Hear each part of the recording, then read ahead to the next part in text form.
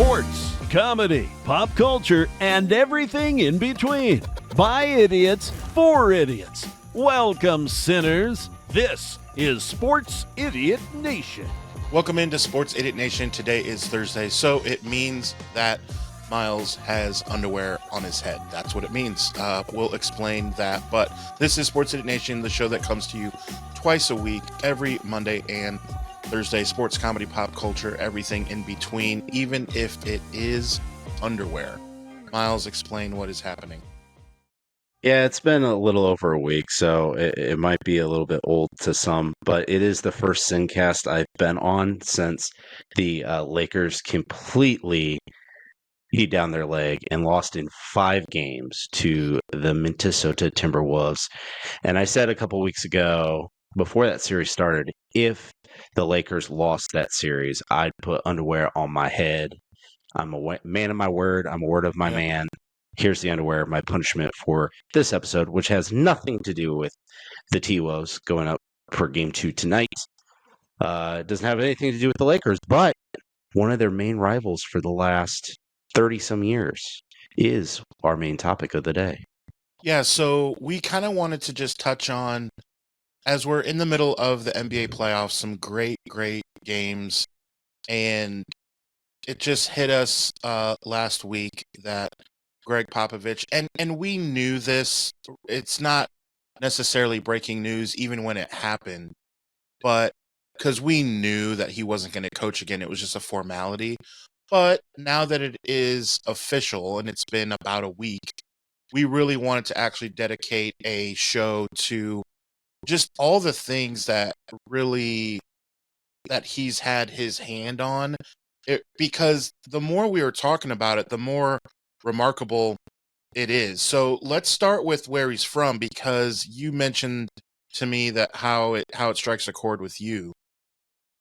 Right. So he was born in East Chicago, but he grew up and went to high school in Maryville, Indiana. My dad is from the region, Valpo. My cousins went there too.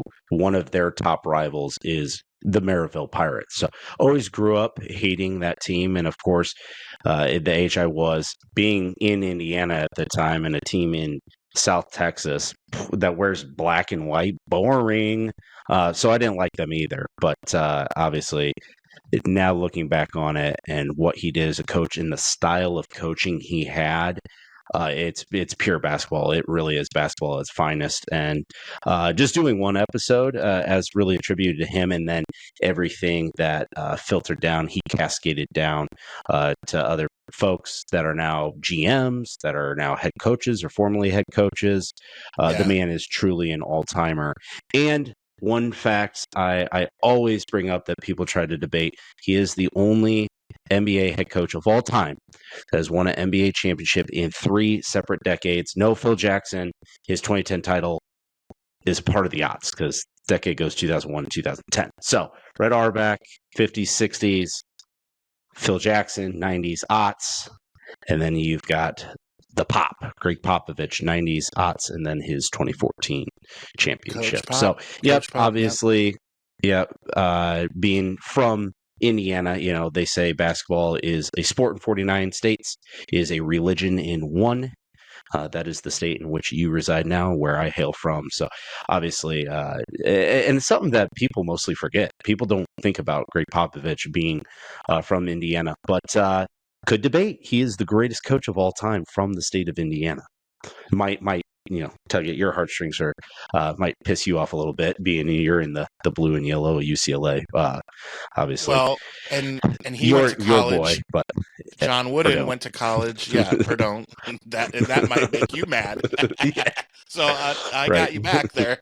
Yeah. Either way, a guy that went to Maryville High School in Pop, or a Purdue bag, but about 80 years before I was born. So reasons to dislike both, but the fact of the matter is they're 2 of the greatest coaches of all time, college, pro, whatever it is. So yeah, better, smarter, and will both make way more money than I'll ever make in my life. So whatever. Right. It's all good, obviously. So Popovich, I want to run through, kind of his career, because it really touches across a lot. You mentioned earlier his tree, and we'll get into that as well. But first, I want to start with the Air Force is where he got rolling. You mentioned he went to high school in Maryville, and then he started coaching in 1973. T.I., not pictured here, was about 9 years old, I think, at that I think time. he went to school with my dad, right? Yeah. Yeah. A one T.I., Titans idiot, who is now at, by the way, now at 33, check it, 33,000 followers. When I met him, Congratulations, sir. yeah, he was a mere 30. No. I think when I met him, he wasn't even at the 30 quite yet. I don't. The pre-30 days. Yeah, so it was The terrible such 20s. such a long time ago. Yeah, yeah, the terrible 20s. So, all right, Popovich got his start as a coach in 1973. Was there until 79, and then where I really know him at was he was an assistant at Kansas. That's kind of where my knowledge of him, because that was also when they won with Danny Manning and the head coach was Larry Brown, right? Larry Brown. Yeah. Yes, absolutely. So that kind of Manny got and the him Miracles. rolling. Yeah, and then as far as the NBA, 1988, which is the year I moved to Indiana. And then a lot of people forget 92 to 94. They weren't very good, but he was with the Warriors. Now, was So that post TMC or like the very end of Run TMC? yeah, the end, I'm pretty sure, because pretty soon Mullen was a shell of himself playing for the Pacers, by a little bit around that time. But yeah, they weren't, I mean, the Warriors in the 80s, 90s were not like what they're known as now, which we'll get to in a bit, the reason why that is. But so Pop, ever since then 96 to 1996 until last week, basically, with the Spurs. And I mean, you look at some of the playoff series with the Phoenix Suns, remember throwing Steve Nash into the table, Yeah, and absolutely. then the Lakers, Derek Fisher hitting that we talked about that play actually in another episode, him hitting that shot. Like, oh my gosh, just the Spurs and winning randomly, how they were able to just always be the talk of the NBA. I mean, yeah, you had the Lakers with Kobe and Shaq and the Pistons and whatever, but the Spurs were always, and they were always there even in different decades when the Heatles, they beat them. Like, it was just, the Spurs were just that team that you could never count out, a la Belichick and the Patriots, I guess you could say. I mean, isn't that one of the best, like, if you're tracking it that way, the best comparison, would you say? Right, and kind of how their dynasties work too. Like they were almost multi-generational, so to speak. They lasted, 20 years, 3 decades. And I think it's so funny you bring up, he started coaching in 1996. That's the first year I started playing Y-ball. The first time I played any form of organized basketball. Needless to say, his coaching career lasted just a little bit longer than my basketball playing career. So yeah, seeing how you have underwear on your head right now. Right. Yeah, that makes sense. I've just got out of the shower, and this didn't work out too well. I feel like I need to put on a robe, go out into the street, and start yelling at some kids. Get off my dang lawn. With a newspaper. So, all right, let's get into his coaching tree. Remember, by the way, to follow us on social media. We have some bangers on Facebook, Instagram, Twitter, X, whatever you want to call it, wherever you get your social media. Sports Idiot Nation. We did have a tribute to a salute, if you will, to Popovich. All right, coaching tree. The obvious one that stands out the most is going to be what we were talking about that I said we would get to. Steve Kerr gets not even bias of you. Not even bias. I mean, of you. it's That's not. obvious. It's really not. It's not, because I mean, it's so obvious that Steve Kerr. We're not making an assumption that Steve Kerr holds him in high esteem. It's well documented that, and he gets super emotional. Like Steve Kerr almost starts crying if when he's Sure. interviewed asking about Popovich for all the things that he's meant to him, not only as a player, because Steve Kerr was a part of like a halfway point of the middle of the dynasty. He played on some of those teams, you Well, know. and a lot of people forget that Steve Kerr was a part of that 99, that first championship team when they beat New York. Because you think of Steve Kerr, at least for myself, I think of that shot that he hit in lieu of Michael Jordan. Michael Jordan actually had, the faith in him that he would knock it down. He obviously did. And that kind of was what stands out, at least for me, being an outsider of Golden State. The number one thing when I think of Steve Kerr, it's not his championships as a coach. It's hitting that shot in the finals against the Jazz as a Bull. Yeah. But then after that, he was one of the few. Maybe is he the only one of those Bulls that actually won another championship after? Because the point being, he was the seasoned veteran on the team. Obviously, you have David Robinson, but in terms of the guards, that backcourt, he was that leader in the locker room for him that a lot of people completely forget that Steve Kerr played, and then obviously, a decade later, becomes a head coach himself. Yeah, and just the way everything that he learned from running Steve Kerr, if you remember, was I believe it was GM of the Suns for like 1 or 2 seasons, and then took coaching on and just learned a ton from Gregg Popovich. Is to be expected, I get it. But then from running USA Basketball and just all the things that Steve Kerr Steve Kerr even tries. He's a different level of niceness than Gregg Popovich. He tries in his interviews to give like that a butthead response the way that Popovich always came through. Like he would just murder on some of these halftime or end of quarter. Like you could just tell he despised in game, which I get. In game being interviewed, like, I'm busy. You don't interview the guy who's coming over to like paint your house. Hey Jim, I see you had an opportunity here to catch this streak here, and it looks like you let it go. It looks like a streak here. Can you tell me about that? I mean, Well, yeah, and he was a no nonsense guy that always was never afraid, kind of always never afraid to take on the media. And that makes me think of one story I heard that probably post game. I don't remember. It makes most sense post game. They're like, heck, yeah, coach, your guys came out, clearly fired up. What did you say before the game? Like, what kind of pep talk did you give him? He's like, pep talk? What are you talking about? These are professionals. They don't need a pep talk. When your plumber comes to your house to fix your pipe before he gets under your sink, do you give him a pep talk? A pep talk to get him ready to fix?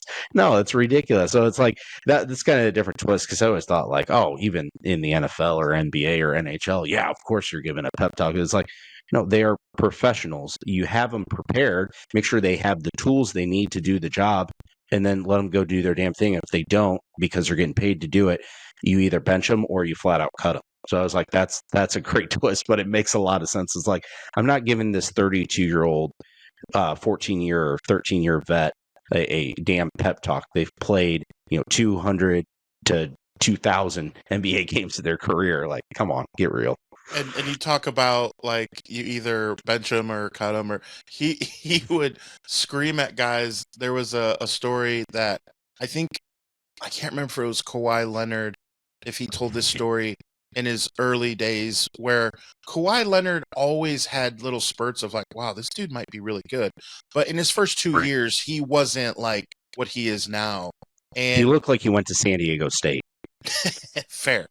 And so there's a time where he has the ball and he's mic'd. So either him or Popovich is mic'd. And you hear him say something like, hey, dummy, you're double teamed. Throw it to Bonner. He's the white guy in the corner wide open.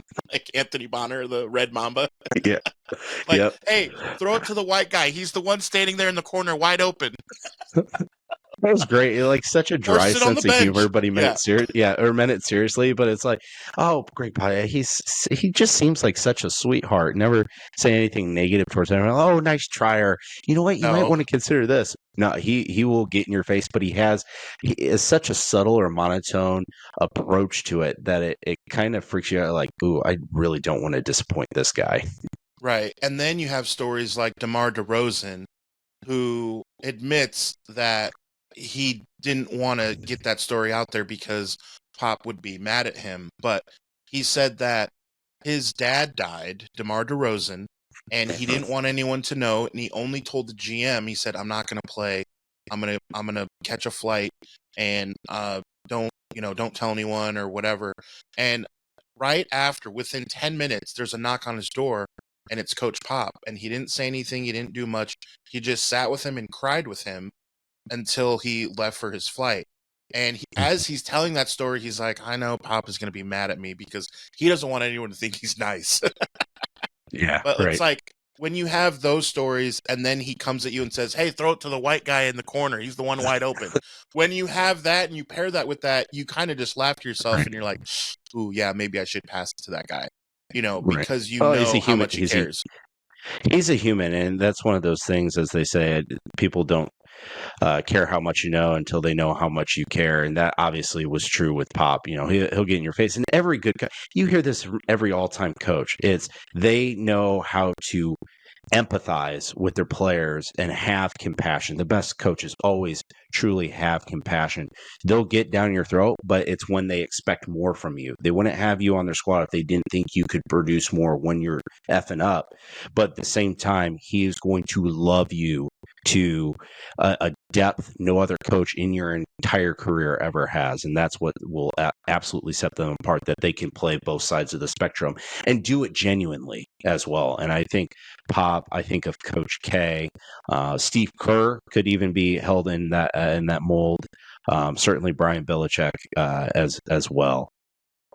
So let's go through some of these coaching trees, which first of all, in an era of, let's think about the coaches who have won NBA titles in the last 10 years who have been fired. So it's ridiculous. Yeah, so let's go through it. The ones that comes to mind first is Denver. So he's out of there. Milwaukee was Malone. that? Yep, Malone Yep, was Budenholzer. Yep. And then Toronto, Nick Yep. Nurse. Nick Nurse, yeah. He's out. I mean, already that's 3. And you're telling me Popovich has been there since the 90s. Yeah, and I felt like he should have retired long ago, or should have been like, hey, and Before he's not Wemby. fully out of there. He's going to the front office, but yeah, and that's very true as well. But it's like with what he's done for San Antonio, franchise that most people forgot even left the ABA until the mid '90s, when David Robinson started to make him a bit competitive. Then obviously Tim Duncan drafted after a year Pop was there. They became one of the greatest dynasties, late '90s, early 2000s. And then it's, hey, you got the keys to this city, you got the keys to this franchise, and really all of South Texas. So you can stay till you really pass, and 5 championships is good enough for San Antonio forever, basically. So another one is Spurs assistant from 2012 to 2019 is Ime Udoka. I mean, Man can coach. that guy, yeah. I mean, from the Celtics, he can't keep it in his pants, yeah, but he can coach. Yeah. What he did with the Celtics, and then just to boink the wrong woman and have to ship on. But then you look at what the Rockets were from being like, there's 4 or 5 NBA teams that are usually the running joke of the league, and it could be the Pistons, the Rockets, and it's funny. You look at the Magic. You look at those 3 teams; all of them made the playoffs. But that speaks to, I mean, again, you know how good tree. of a coach he is, because that roster is not. It's not the 2 seed in the West. That roster is not worthy of the 2 seed in the West. Right. So the fact that they did what they did in the regular season this year is it's a reflection of him and a reflection of what he learned from Pop. So we mentioned Budenholzer. he was there. Just want to point out from '96 to 2013. He was there. Which He is paid his dues. crazy. Yeah. He paid So- his dues, but won a number of championships, so I think he was all right with that. But then another one I want to bring up when Budenholzer won his championship in 21, Monty Williams, the coach on the other bench in 2021, that was Pops. I said the Pope. We'll have one of those here soon as well. But Popovich's NBA Finals, his two apostles, let's say. Speaking of the Pope, his two apostles coaching in the 2021 NBA Finals with Monty Williams and Budenholzer. Yep. Then you have guys like James Borrego, Will Hardy, Jacques Vaughn, Brett Brown. I think Brett Brown with the Sixers kind of got a weird situation because It's the process. He was the one that had like James Harden and like that. They were like a 1 or a 2 seed, but they had issues, man. Like that wasn't necessarily on Brett Brown. I think he actually did it. It was an all-star team. It was an all-star team. You drop 180 points a night, but it's not going to work out come postseason. We all knew that. Yeah. And then the Nets pulled off a big three, and that was pulled off by Sean Marks. And we know that didn't go well because Durant stepped on the line. Stop there. Well, Durant stepped on the line, and if he didn't, it goes a whole different way. By the way, a line stepper habitually, he's a line stepper. But that was put on by Sean Marks, another coaching GM, if you will. Yeah. From so Sean Marks played for Pop. Sam Presti. Now pulled off quite is a few moves. Multiple times, and Presti's done it at least twice, you could say, with obviously drafting Durant at their end of their days Westbrook in Seattle, and then Westbrook and James Harden back before he turned into the head case Harden that he is now. Right. But obviously they at least made it to the finals. They weren't beating Miami. Everyone knew they weren't beating Miami after what happened to Miami the year before against Dallas. But then to see how much Oklahoma City went down, and it got to the point where it's like, hey, Oklahoma City might up and move back to Seattle. This is getting so bad. But then to flip it with Chet, and then obviously with SGA and the pieces they got there now, and the young team they got an NBA MVP for this season, and then potentially a world championship, and probably should win at least one with this group of guys. That dude knows how to run an organization. So I want to ask you. We'll go through and try and remember these 5 NBA titles with the Spurs: 99, 03, 05, 07, and 2014. Okay, now let's go through. I'm trying to think, man, that one in 99, because of David Robinson, I already might stop right there. I don't know. The one that beat the Heatles, I guess, too, because it was kind of the last hurrah for Manu, Tony Parker, and Tim Duncan. Like, that was their big three. And in 2005 was one of the best finals ever, because this is the year after the Pistons stunned the Lakers, and then that was a 7-game series that to the naked eye looked like a super boring 7-game series, but with the style of play, just the hard-nosed basketball. That was really one of the last finals before the league got completely ruined by the freedom of movement rules and three-point shooting and everything, where it was actually a blue-collar style of basketball. And I think if you go back and look at the ratings of that, they're probably trash, and that's why the NBA wanted to create all the stupid rules that they have in place now. But if you want to talk Pop, who is from the Great Lake region, and then obviously Detroit, Motown being a Great Lake city, that is true 70s, 80s era basketball from the Midwest. Yeah, one of the most physical, defense-heavy finals in modern history, the 05. Yeah, unquestionably. Terrible for getting fans drawn to it, but for people that love the game, oh, yeah. Oh, my God, it was unbelievable. Historic. Yeah, because So here goes the series numbers. 99, it was 4-1 against the Knicks. In 2003, it was 4-2 against the Nets. Terrible series. That series sucked. That was a note on that was David Robinson's last year. Then the 05 was 4-3 against the Pistons, as we just talked about. And then the next one it counts, but like LeBron's very first finals appearance, and it was a sweep. So that was like, oh, it's over already. And then that was 2014 over before the series started. Everyone knew that before they got off the bus, Tim Duncan was going to own them. Yeah, it was Boobie Gibson and Verjao. What are we doing? What are we doing? Which speaks to the East is bad now. You think the East bad now? Well, no, but now I will say that LeBron beat the Pistons, though. Now, this isn't the show where we become LeBron apologists. The Pistons were still not as great as they were in 04, That 05. was that year that he scored, like, what was it, like 23, the last 23 of the game or something? Yeah, and that's a cool story. That's a cool story, but the East was trash. Beyond that, the fact that Cavs team with a young LeBron could even have the opportunity to do that, get out of here. Yeah, so they got swept. It wasn't even close. And then 2014, he beats LeBron again.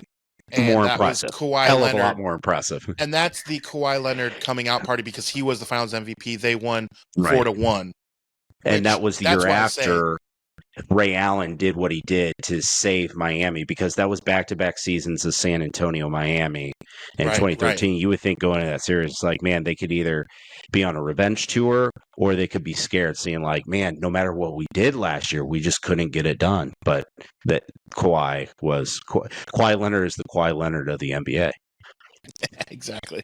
So that was those 2 years of them going at it was some really good basketball. That's where there's a video called A Beautiful Game on YouTube where it just shows the ball movement and then how the Warriors kind of took that script, and when you add the shooting of both Klay Thompson and Steph Curry and the playmaking of Andrew Iguodala and Andrew Bogut, guys like that, it's like it turned it on its head to where they beat the Spurs finally, because the Warriors got beat down by the Spurs in those playoffs in those years, 2014, whatever, and had to go through it.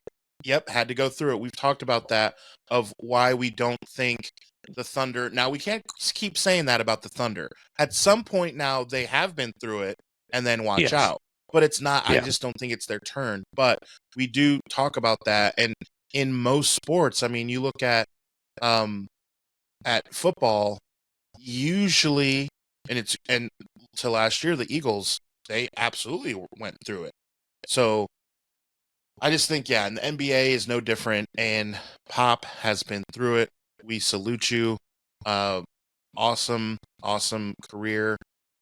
Hopefully he can stay healthy enough and kind of enjoy his family. There's a famous quote of why he didn't retire earlier. They're like, well, don't you want to hang with your grandkids? He goes, grandkids? I don't even know half their names. I was like, this guy loves basketball. So you need to get to know him. No, I don't want to get to know him. Can they put the ball on the floor and drop me 20 and 15 a night? No, give me a call. Hey, kids, give me a call when you can actually be productive on the floor for me. Hey, kid, show me a video of your closeout. Like, let me see your choppy step. You close out. Right. Yeah, rotate the ball, pass and screen away. Yeah. If not, I don't remember your name. It doesn't matter until you show me that video. You got to earn it. Be sure to, again, check out our social media, wherever you get your social media, at Sports Idiot Nation. Again, new shows come out every Monday and Thursday, which means we will see you Monday. Captain Underpants signing off. Okay, all you sinners, follow Sports Idiot Nation on TikTok, X, and Instagram. Like us on Facebook, and remember, the most fun way to watch us is on YouTube every Monday and Thursday. Be sure to hit the notification bell so you can be updated when new content drops. Remember, the podcast can also be found on the usual suspects of Apple Podcasts and Spotify. Always remember, don't be an idiot. Sinner.